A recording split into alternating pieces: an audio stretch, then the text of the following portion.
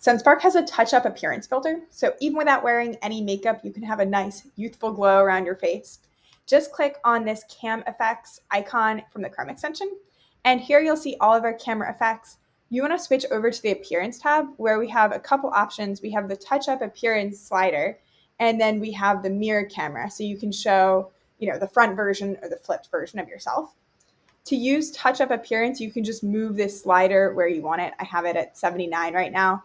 And you can see that compared to 0 here, like it's definitely smoothing out my face. I'll zoom in for you to see this. So you can see that there's some blemishes that it hides as it gets higher.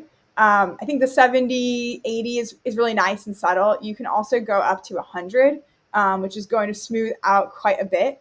It does give you a little bit of a fakeness to it. So it's really up to you if you want it to be, indetectable. I'd stick around the 70 and then you can go up to 100 if you're like, I just need a filter today. But we hope you enjoy. Happy recording, and definitely let us know if there's anything else you'd like to see from Sendspark. All right, see ya.